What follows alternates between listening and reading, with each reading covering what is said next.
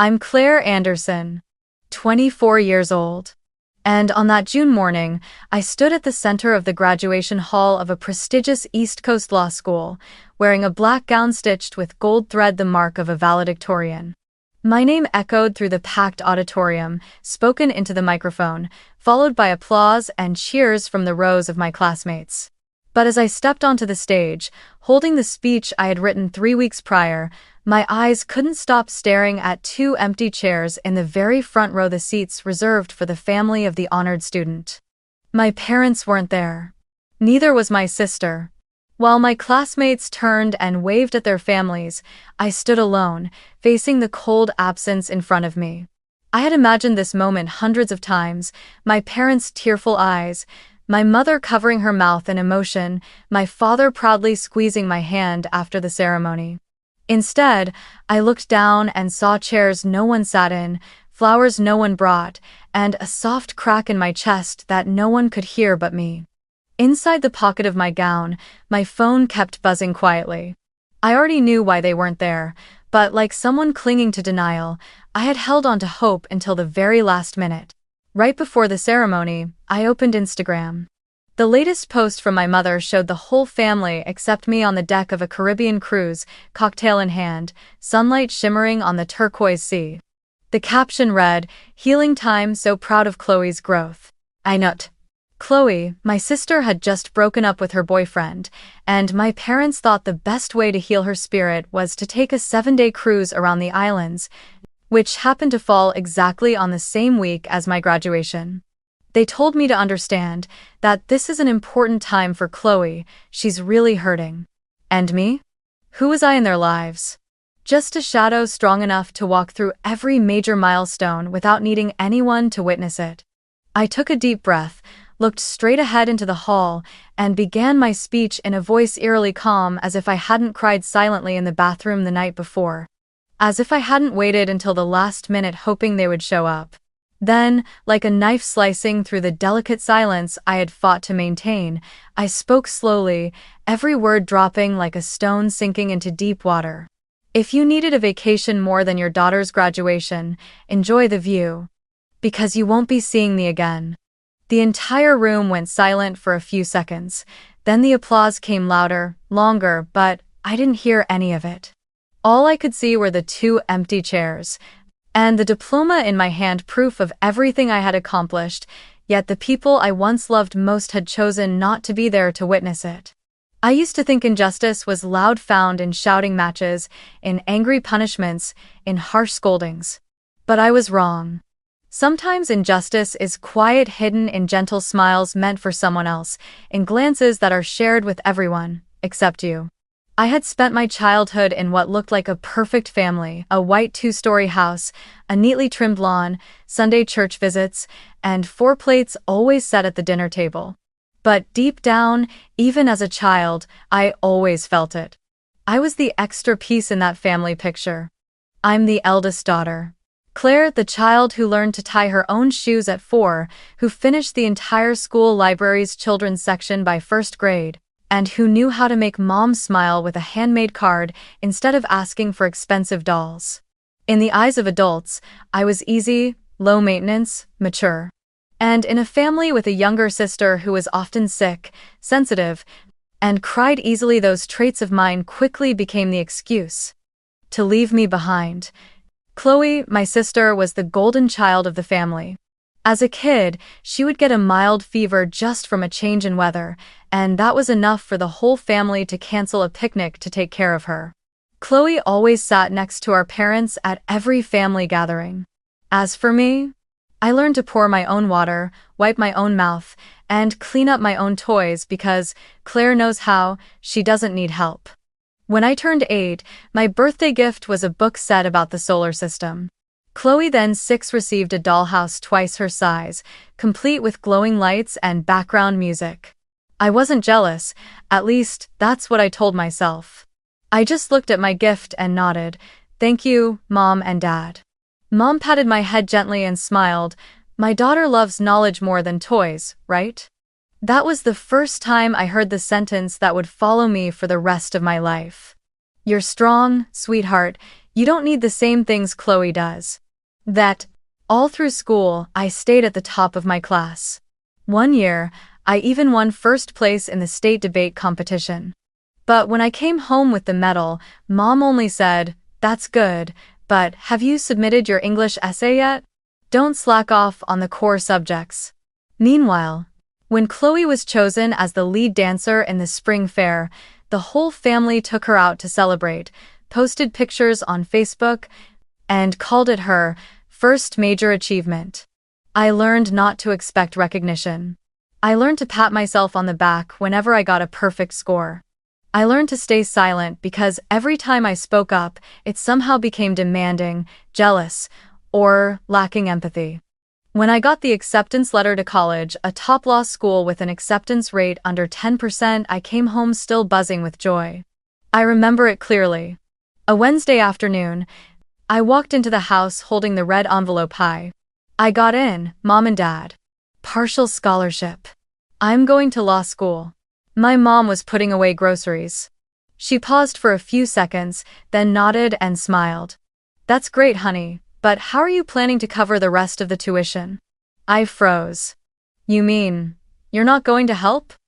My mom glanced at Dad, like waiting for a cue. Then my father put down the newspaper and said calmly, "Claire, you know, we've been saving up to send Chloe to study in Paris next year. That design program is really expensive." I didn't say a word. I didn't cry. I just stood there, still holding the envelope, feeling my heart slowly ice over. They didn't ask how I felt. No one said, "We'll try to figure it out." No one hugged me and said, "We're proud of you." Only silence. And a look of quiet guilt as if I had disrupted a plan that was never meant to include me. From that day on, I started working part-time, serving at a coffee shop from 5 a.m. In the afternoons, I worked as a teaching assistant for tutoring classes. I applied for every scholarship I could find, even those that clearly stated they didn't accept late submissions. I found student housing far from campus and split the rent with 3 other students just to save every dollar I could. Meanwhile, Chloe was still being driven by Mom to her art classes, ballet sessions, and creativity camps. And still received daily encouragements like, "She's got talent. You have to invest in the right timing if you want her to succeed." I don't hate Chloe. She did nothing wrong. But I used to resent the way things worked in our family, how vulnerability was nurtured, while strength was simply treated as something that didn't need tending. I used to believe that if I achieved enough, they would finally look back. Be proud. Say, "Claire, you deserve love too." But the quiet years passed, and they gave me a different answer. Some people choose not to see even when the light is shining right in front of them. And then, on graduation day, when those 2 empty seats sat coldly in the place of honor, I realized it wasn't because they forgot. I thought I had grown used to being left behind, used to broken promises, used to parties I wasn't invited to, and milestones I reached that no one remembered. But I was wrong. Because no one ever truly gets used to being forgotten, especially not on the day you once believed would be the most beautiful moment of your life. That morning, I still called home. Even though I had a sinking feeling in my chest, even though I hadn't seen a single message from Mom all week, I still hoped maybe they were planning a surprise. Maybe they'd show up at the last minute. I called Dad's phone. He picked up on the 4th ring, his voice light, as if nothing significant was happening. "Hello?" I hesitated, then asked, "Dad, today's my graduation. Where are you and Mom?" There was a short pause, like he was choosing his words. Then he said, so casually, "Claire, we're really sorry, but Chloe's been so exhausted these past few days, crying nonstop since the breakup. So we decided to take her on a little trip to help her feel better." I said nothing. My heart skipped a beat. "A trip? Where?" My father replied, still in that calm voice, "Caribbean. Just a gentle 7-day cruise. We thought she deserved it right now." They had always been a group of 3, tightly knit, and I was just the extra piece standing outside. I pressed my lips together, trying to keep my voice steady. "And what about me?" On the other end of the line, another pause. Then Dad said something I don't think I'll ever forget. "Claire, you understand, right? You're okay, you've always been the strong one." That word again. Strong. I hung up the phone, my hand gripping it as if it could somehow hold me together, stop the emptiness from howling inside. But I didn't cry. Not then. I simply stood up, straightened my graduation gown, stepped out of the waiting room, and walked toward the auditorium, where hundreds of students were glowing with joy, families by their sides. The ceremony began with traditional music and fanfare. My name was called among the students being honored. I walked down the aisle, each step feeling like it pressed against an old bruise in my chest. I took my seat, the one reserved for distinguished graduates, and pulled out my phone. Some part of me still clung to the hope that they might have sent at least a message. A word of encouragement. A simple wish. But no. There was nothing. Just a new post from my mother, uploaded less than 2 hours ago. I opened it. A photo of the three of them: Dad, Mom, Chloe sitting in a fancy restaurant on the ship's deck. Sunset stretching across the sea behind them, a wine glass in Mom's hand, Chloe beaming in a pastel pink silk dress I remembered from a summer fashion ad. The caption read, "Finally free, so proud of you, baby, healing time. Proud of you." It wasn't meant for me, not on my graduation day. It was for my little sister, who was off on a cruise to heal emotionally. I bit my lip hard. I don't remember how I pulled a tissue out of my robe pocket. I only remember that when the tears touched my chin, I realized I was crying, really crying for the first time in a long time. Not because they didn't come, but because I finally understood, no matter how hard I tried, I would never be the one they chose to be proud of. I wiped my tears, lifted my head. I couldn't let my friends see me like that. I couldn't let this pain become public. The ceremony went on. The person next to me was receiving their diploma. And when the host called out, "Claire Anderson, valedictorian of the law department, please come forward to deliver your speech," I stood, adjusted my gown. I don't remember everything I said that day. Maybe I thanked the professors. Maybe I spoke about resilience and persistence. But I remember one part clearly: the moment I looked straight at the two empty seats and spoke in a voice as calm as the ocean beyond the horizon. "If you needed a vacation more than your daughter's graduation, enjoy the view. Because you won't be seeing me again." The entire auditorium froze. Then came the applause. But I didn't rush off the stage. I walked toward the two empty chairs, the ones labeled Mr. and Mrs. Anderson, and gently placed my diploma on them.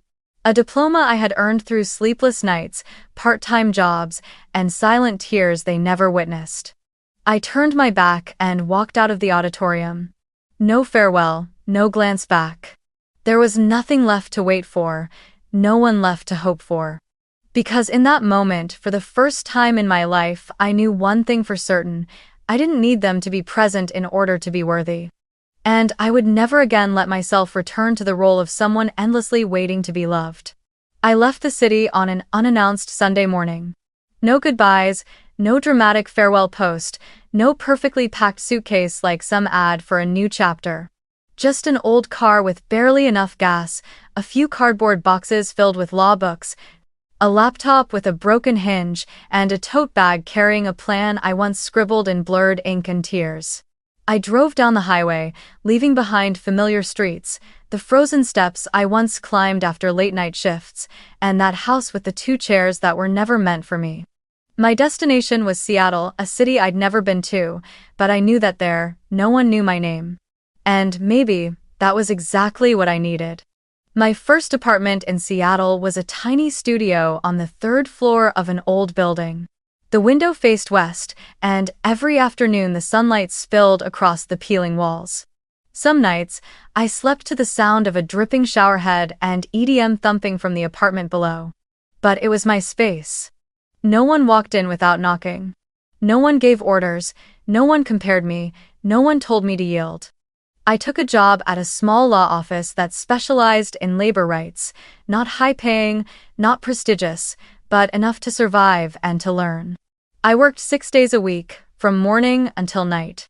In the beginning, I had no friends, no family to call, and no time to feel sad. There was only work, a demanding supervising attorney, and cases from workers forced into unpaid overtime, students tricked by exploitative contracts, immigrant women duped into signing power of attorney forms they didn't understand. I began to realize there were thousands of people out there just like me, people who had been underestimated, abandoned right when they needed help the most. And I realized something else.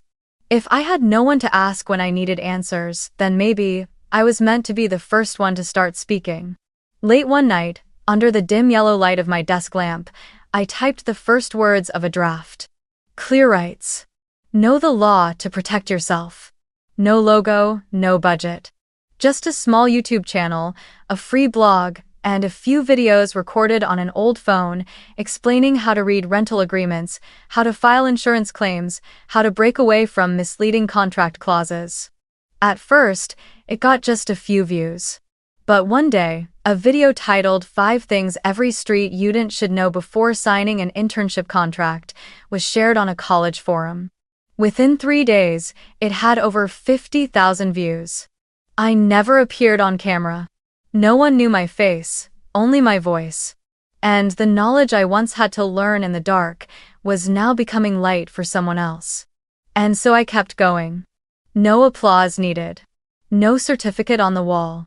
I used my earnings from legal consulting to sponsor tuition for 3 freshmen I met online.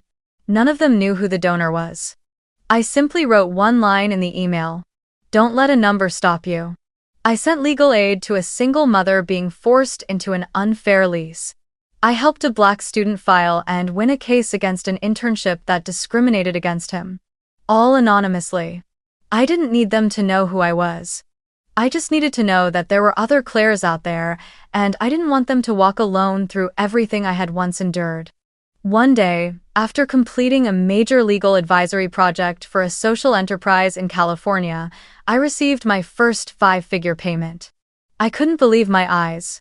I stared at the account balance, then looked out the window. Seattle was drenched in rain, and I knew it was time. I closed the laptop, grabbed my keys, stepped onto the street, and walked straight to the showroom. Not to prove anything to anyone. Simply because I had once waited for the bus in the middle of a snowstorm, had once walked 4 kilometers every day just to save gas money.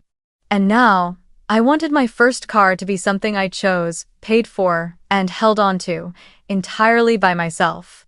The silver-gray Tesla Model 1 Doe 3 parked in the building's lot wasn't a trophy, it was a reminder of the journey. I placed my hands on the wheel for the first time, and instead of thinking, I've won, I thought, I made it here without needing anyone to lead the way. That night, I cleaned up my workspace. On the desk was a faded photo me, in a graduation gown, standing alone on stage. No parents. No bouquet. No hands raised from the audience. I picked up the photo and placed it next to the notebook I used for clear rights. I wrote one more line. They may never have seen me, but I see so many others now, and this time I won't look away. Maybe I haven't forgiven them yet. Maybe I'm still healing. But for the first time in my life, I don't feel the need for their approval to believe in my worth. I don't need their applause. I don't need their pride. Because my presence is enough. I am Claire Anderson. And this isn't the end.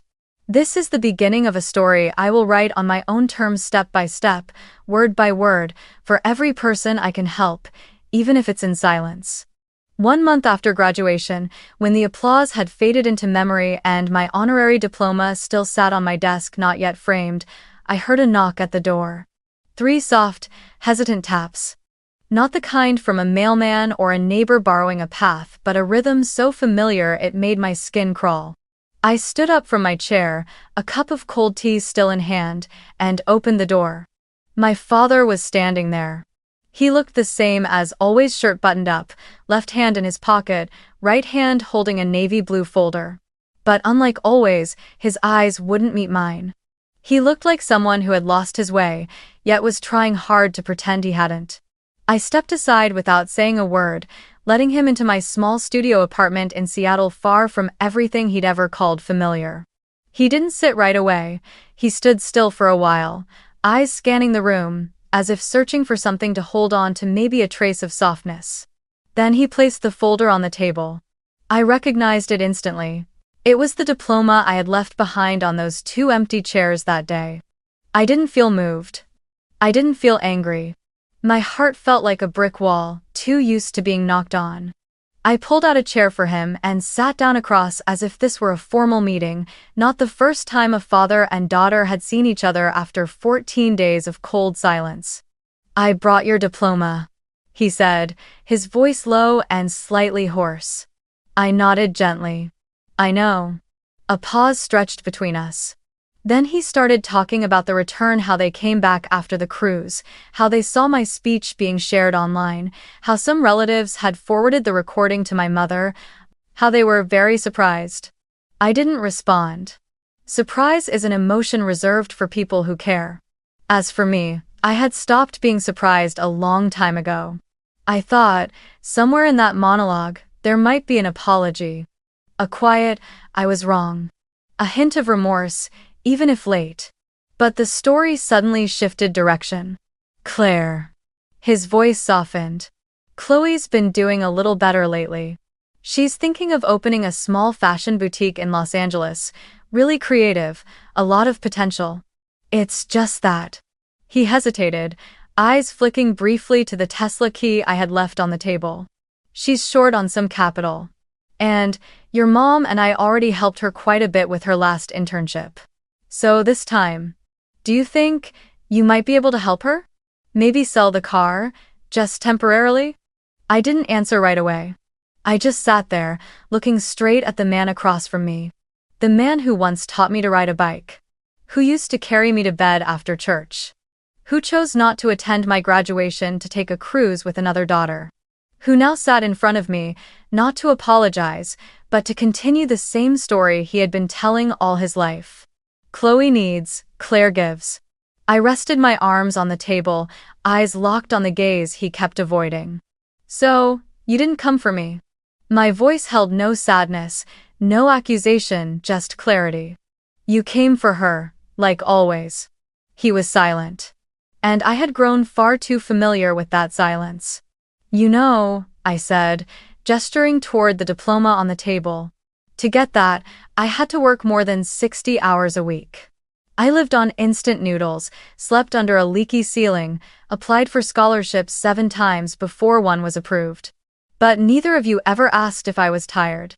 You never asked if I needed anything. And on that day, when the whole auditorium stood, when they called my name as valedictorian, those 2 chairs were still empty. I stood up and walked to the window, looking down at the city still buzzing below. That car," I continued, "was the first thing I ever bought for myself without asking anyone, without needing anyone's permission. It's not just a vehicle, it's proof that I could do it. Not to outshine anyone. Just to walk on my own." I turned to face him. "So, no. I'm not selling it, and if Chloe needs funding, then this time, you should choose her fully. Don't come looking for the daughter you once left behind, hoping she'll compensate for the choices you made." 1. My father said nothing. He just sat there, face clouded with confusion he couldn't hide. He stood, picked up the diploma from the table, as if to hand it back to me. But I gently shook my head. "Keep it, to remember." Then I opened the door quietly, like closing a door that had stayed open too long for things that never truly belonged. As he stepped over the threshold, I didn't look back. I only whispered, just loud enough for myself to hear. "This time, I won't be the one paying the price." It happened on a Wednesday afternoon, right after I'd wrapped up a session with the community legal team. Only a few staff members were still typing out the final lines of their reports before clocking out. I had just poured myself a cup of chamomile tea when I heard the knock, sharp, rushed, urgent. Before I could even reach the door, it burst open. Chloe. My sister, the one who didn't show up at my graduation, who went on a cruise with the whole family while I stood on stage alone. The one I had spent my entire childhood giving up seats for, giving up glances for, giving up applause for. Today, she stood before me, hair disheveled, mascara smudged, a luxury coat thrown on hastily, eyes swollen like she'd been crying the entire way here. For a moment, I didn't recognize her. Not the radiant Chloe from Instagram, not the one Mom always called the light of the family. The girl in front of me was different, lost, trembling, and desperate enough to turn to the sister she'd once ignored. "Claire," she said, her voice nearly breaking. "You have to help me." I set my cup down and motioned for her to sit, not rushing. Chloe stepped in and sat across from me, wringing her hands tightly. "My store, it failed. The investors pulled out. I'm drowning in product debt, rent debt, even personal debt. I don't know what to do anymore." She wiped her tears and pulled out an invoice from her bag. "You're a lawyer, you understand if I don't pay this by next week, I'll be sued." I sat in silence for a moment, letting her speak. Then I asked, "Why did you come to me?" Chloe didn't lift her head. "Because you're the only one who can help me now. Mom and Dad said they can't help anymore. I just thought you wouldn't turn your back on family." I sat upright, eyes fixed on hers. "Do you think I owe you something?" Chloe waved her hands quickly. "No, that's not it. I know you're successful, you have money, you've made it, it's just, this time, I really need it." I took a deep breath. My voice stayed calm, not angry, not sharp, just clear. "I'm sorry, Chloe, but I can't help you." In that instant, the fear in Chloe's eyes turned into fury. She jumped to her feet, face flushed red. "Who do you think you are? Some saint? Some big shot?" She stormed over to my desk, pointing a finger at me. "I know your old firm got sued. I know you almost lost your job over a contract error. I still have the article. Do you want me to leak it to the press? You think I won't?" I didn't respond. I didn't flinch. I didn't tremble. I simply opened my laptop, typed a few lines. A folder appeared. I turned the screen toward Chloe. "Good," I said, my voice as calm as it had been at the start of the meeting. "Then read." On the screen was a list of PDF files. Each one titled clearly, with dates, attached evidence. I pointed to them, one by one. "This is the loan contract you forged with a fake signature under the company's name. This is the credit card bill you used under Mom's name, the account I've been paying off for the past year. This is the audio recording where you told your ex-boyfriend that borrowing money and never paying it back is normal. And this is the internal security footage showing you taking design samples from another studio and registering them under your own name." Chloe stepped back, eyes wide, mouth open but unable to speak. I looked at her not with satisfaction, not with anger, just the gaze of someone exhausted from pretending not to see. "I'm not perfect, Chloe. I've made mistakes. But I corrected them. I got up on my own. You've always had someone there to clean up after you. Until there was no one left. And this time I won't be the one continuing that mistake." The room fell silent. Chloe turned away, wiped her tears, then looked back at me, and for the first time, I saw something break in her eyes. Not because of the money, but because of the truth that her sister, the quiet shadow in the family, was now the one who could uncover everything she had tried to bury. She said nothing more. Quietly, she walked out, leaving behind a lingering stillness in the office. I closed the laptop, wondering, if I were someone else, someone softer, someone still yearning for acceptance, would I have reached out again? But I knew that if I did, I would be betraying the journey that had brought me here. I don't hate Chloe, but I can no longer carry the role that someone else always forced me into, the one who always forgives, always rescues, always sacrifices for a family that never truly chose her. This time, I chose differently. I chose to hold my boundary. I chose to protect my worth. Even if that meant watching my sister fall and no longer reaching out to catch her. After that encounter, I sat alone in the office, staring at the carefully organized files inside a folder labeled with a single name. No longer silent. It was everything I had quietly gathered over the past 2 years, not to harm my sister, but because I knew one day, the truth would need to be laid bare. Not for revenge. Just so things could finally be put in their rightful place. I hesitated. For a long time. Because Chloe was still my sister. The girl who used to sleep beside me in our pink childhood room, who once slipped a torn teddy bear into my hand when I cried after being bullied. But I also couldn't forget her eyes that day when she held a threat like a blade, just to force me to bow down once again. And I understood. If I stayed silent, I wouldn't just be betraying myself, I would be complicit in the very things I should have spoken out against long ago. That night, I opened my laptop, sent an email of just a few lines to my parents, attaching the folder with a short note. I don't need an apology.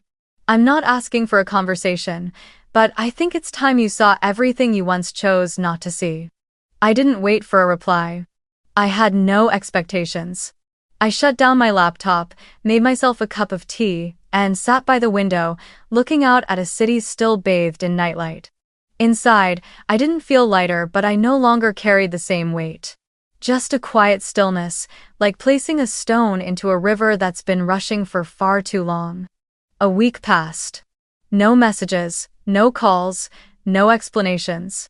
I carried on with my work, attending legal advisory sessions, writing new articles for ClearRights, just like always. Then, on a Friday afternoon, a colleague of mine, someone I'd once worked with in the investment law field, sent me a link. "Claire, this is your sister, right?"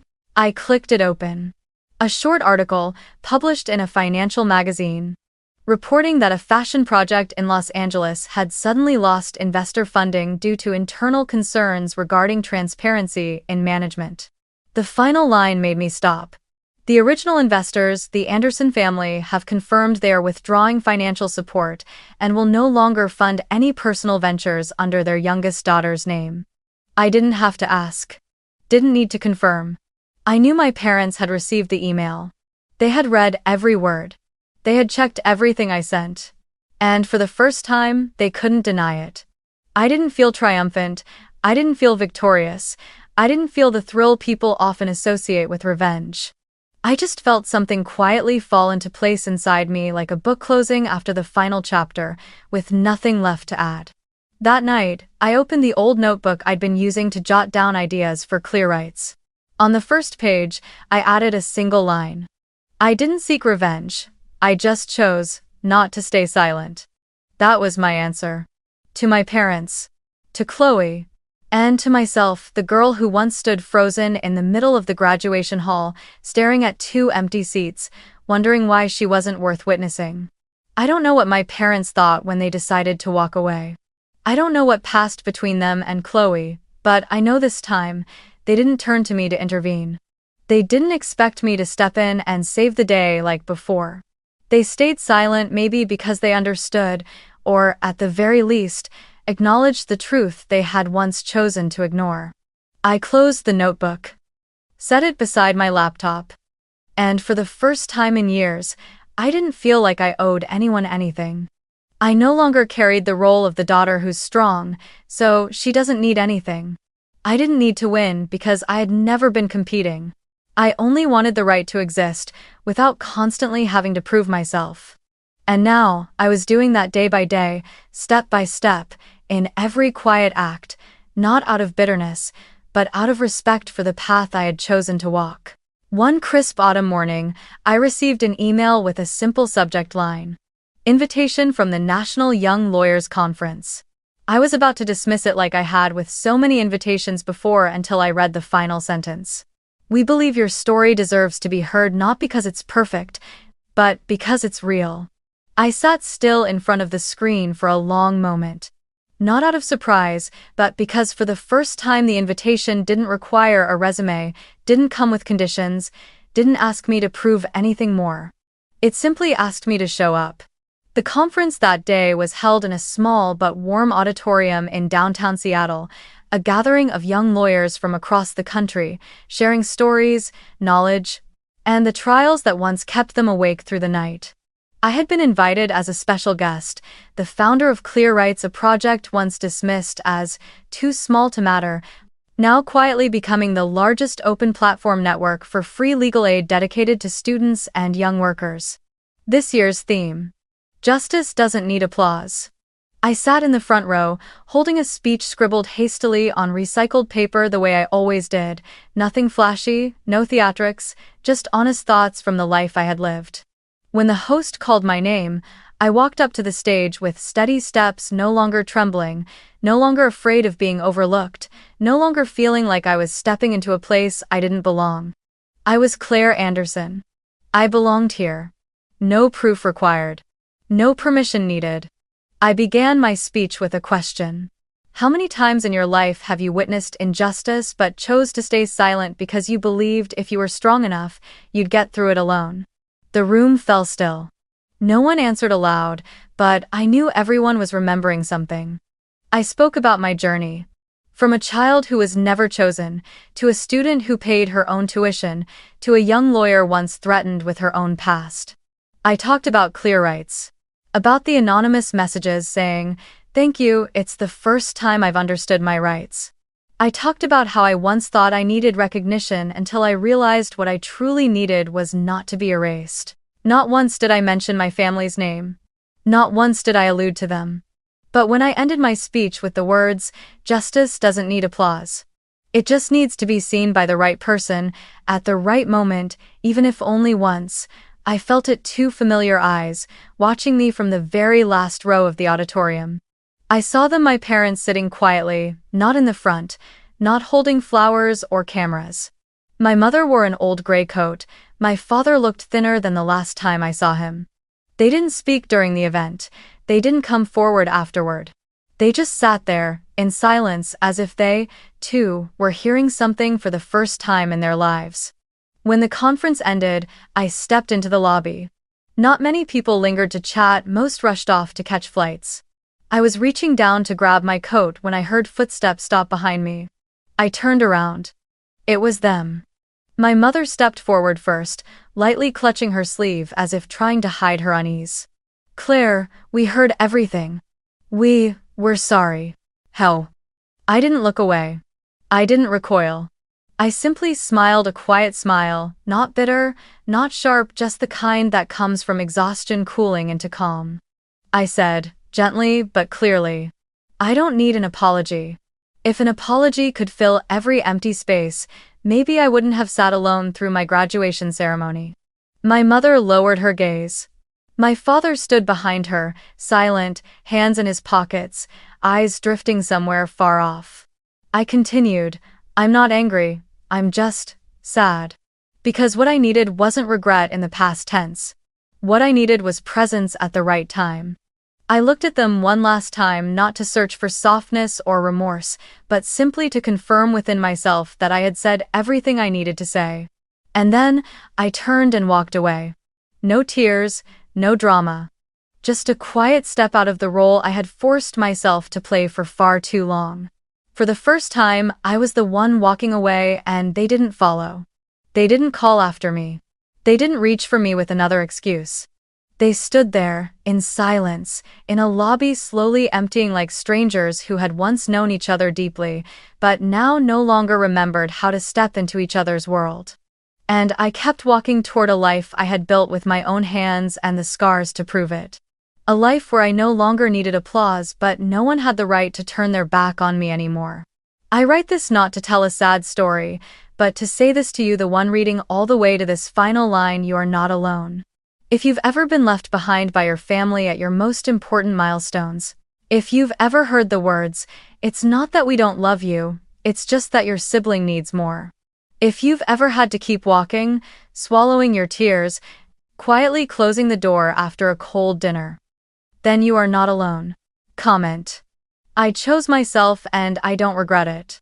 If you've ever stood at that crossroads and chosen you, instead of chasing people who never truly looked back.